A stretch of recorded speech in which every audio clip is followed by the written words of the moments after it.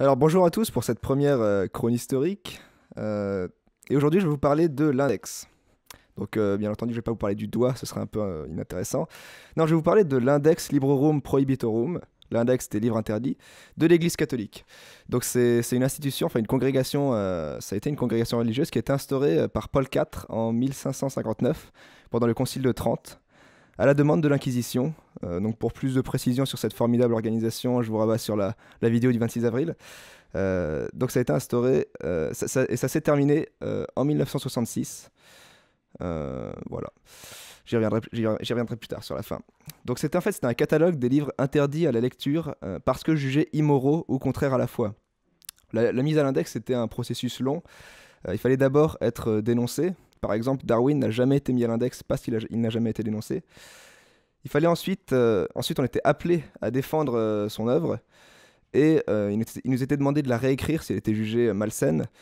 Et enfin, on était définitivement mis à l'index si on refusait la censure. La plus célèbre mise à l'index a été celle de Copernic pour ses travaux sur l'héliocentrisme. Et derrière, Galilée a aussi été mis à l'index.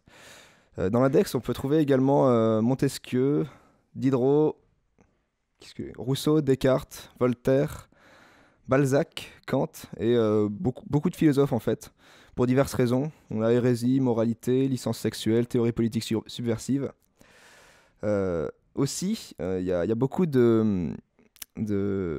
d'écrivains athées qui n'ont pas été mis à l'index parce que toutes les œuvres hérétiques sont mises ipso facto à l'index. Donc par exemple le Marquis de Sade, Schopenhauer, Nietzsche, ils n'ont jamais été mis à l'index parce qu'ils y étaient implicitement. Euh, il faut noter aussi que le livre le plus mis à l'index dans l'histoire, ça a été la Bible, avec ses adaptations, ses commentaires et les études bibliques, principalement en fait pour éviter les hérésies, les interprétations, les transformations du texte. Ensuite, pour revenir sur la fin de l'index, le caractère obligatoire de l'index, donc l'impossibilité pour les catholiques de lire ses œuvres, sauf dans les cadres bien particuliers, a été supprimé en 1966 pendant le Concile Vatican II. C'était par Paul VI. Pour deux raisons, principalement. La première, c'était la trop grande prolifération des œuvres hérétiques, rendant le travail titanesque, clairement. Déjà que le processus est long pour un bouquin, alors pour des milliers, on n'en parle même pas.